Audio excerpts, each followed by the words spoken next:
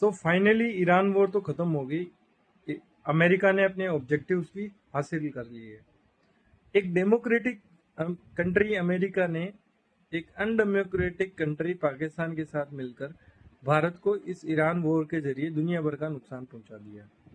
हमारी strategic location Tajikistan airbase से हम हमारे जो पहले ही कह सकते हैं कि नुकसान हो ही चुका है, वो तजिकिस्तान एयरबेस हमारा जा चुका था।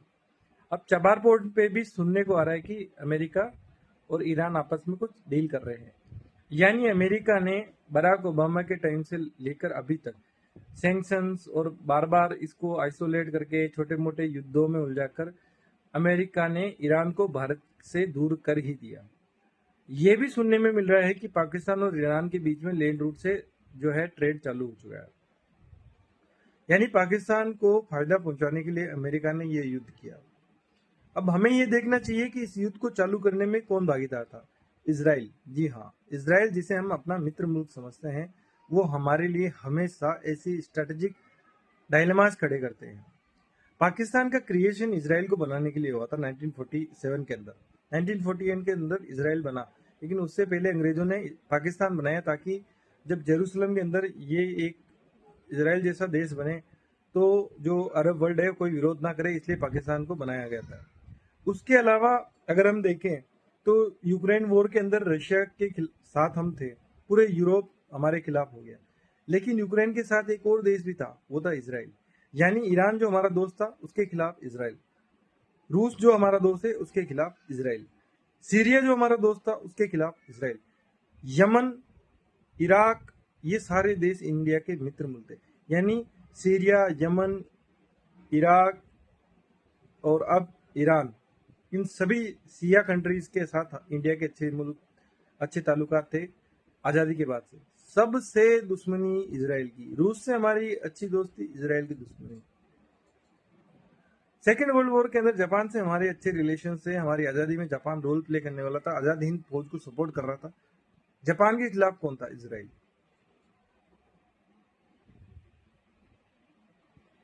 अभी मणिपुर के अंदर स्टार लिंक से चलने वाले वेपन्स मिले हैं।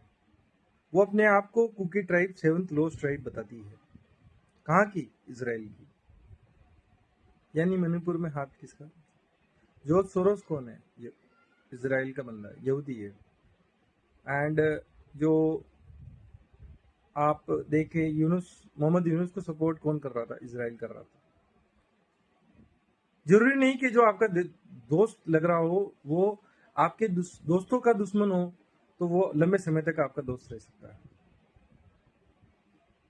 भारत के लिए ये अत्यंत आवश्यक है कि भारत अपनी स्ट्रेटेजिक ऑटोनॉमी को बरकरार रखने के लिए कुछ हार्ड और बोल्ड स्टांस ले। साइलेंट डिप्लोमेसी अच्छी होती है, लेकिन जब वो काम ना करे तो उसको छोड़ के हमें, जैसे चाइना ने कोविड के जस्ट बाद वुल्फ डिप्लोमेसी चलाकर अपनी सप्लाई चेन्स को बचा के रखा, जो कोविड के बाद एक हेट्रेड पैदा हुई थी चाइना के प्रति। लेकिन एप्स्टीन फाइल से क्लियर हो गया कि ये जो वायरस वगैरह है ये इन्हीं लोगों के बनाए हुए थे, चाइना के ऊपर ब्लेम डाला गया था। तो कहीं ना कहीं हमें देखना होगा कि इंडिया को स्ट्रेटेजिक बेनिफिट कहीं हो रहे। हमारे साइंटिस्ट मिस्टीरियसली मारे जाते हैं। नमी नारायण का केस देख लीजिए, हम क्रायोजेनिक कब बना लेते हैं। होमी जहांगीर बाबा का केस देख लीजिए, लाल बहादुर शास्त्री का केस देख लीजिए।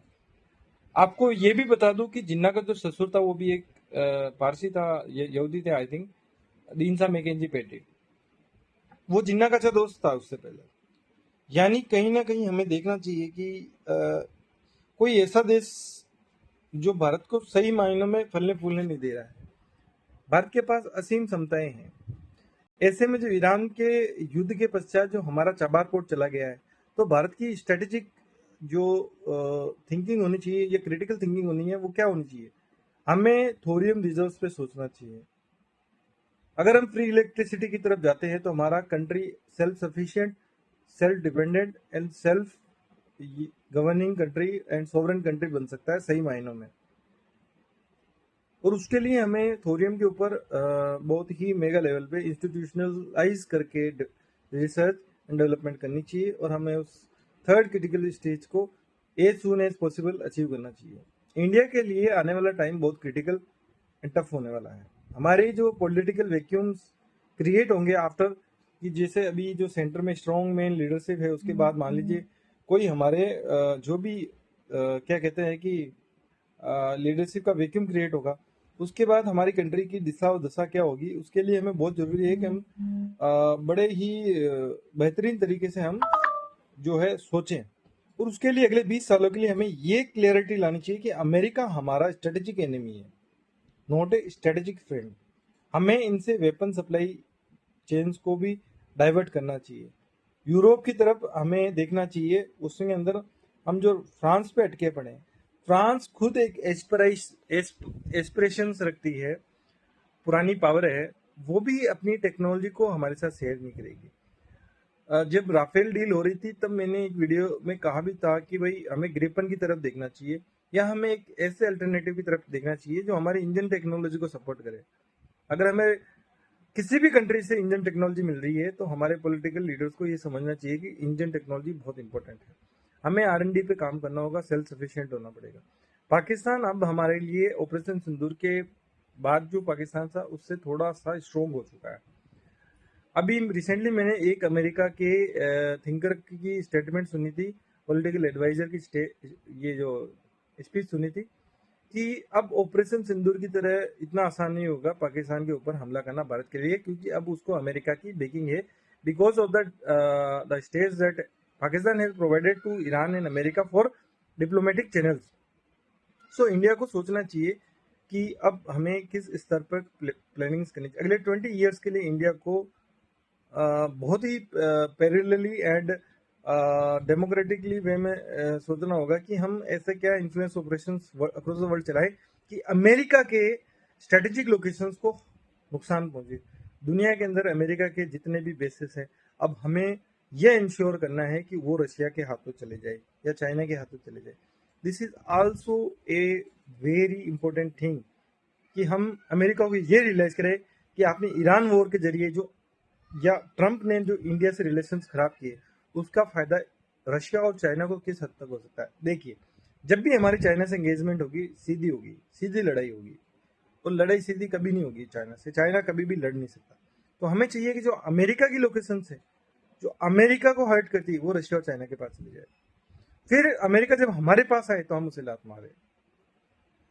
अब अमेरिका के आइसोलेशन के लिए वर्ल्ड स्टेज पे इंडिया को अपनी जो सॉफ्ट पावर है उसको यूज करके अफ्रीका, एशिया के बहुत सारे देशों से हमें अपनी लाउड वॉइस करते हुए ये दुनिया को समझाना होगा कि ये क्रेडिबल और अकाउंटेबल और रिस्पॉन्सिबल कंट्री अमेरिका नहीं है।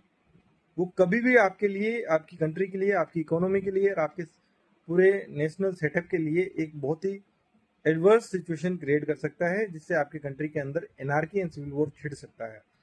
और ऐसे ऑपरेशंस अमेरिका रिजाइम चेंज के चलाता है, तो इंडिया को इसके लिए वोकल होना चाहिए। एक टाइम पे जो टेररिज्म के खिलाफ दुनिया भर के अंदर माहौल बना था, या पोल्यूशन के खिलाफ जो यूनाइटेड नेशनल एनवायरनमेंट प्रोटेक्शन को लेके जो ऑर्गेनाइजेशंस काम करती है, वैसे ही हमें अमेरिका के रिजाइन चेंज ऑपरेशंस के खिलाफ दुनिया के अंदर इसकी क्रेडिबिलिटी पे सवाल उठाते हुए हमें एक माहौल बनाना चाहिए। This is very high time that Indian foreign diplomacy should take a U turn and we should understand कि भाई हमें हमारा एक अलाइनमेंट करना पड़ेगा। हम दुनिया के अंदर लंबे समय तक नॉन अलाइनमेंट के साथ नहीं जी सकते। हम जीत तो सकते हैं, पर वो रेंग रेंग के जीने वाली बातें हैं। भिड़ना होगा, भिड़ना ही एक ऑप्शन बचा है अमेरिका से। ईरान जैसा देश अगर भिड़ के इसको सरेंडर करवा सकता है, तो ये दुनिया के अंदर मैसेज ही अगर हम लाउड कर दे कि भैया अमेरिका वो पावर नहीं है जो ये दर्शाता है, ये तो ईरान के सामने सरेंडर हो गया।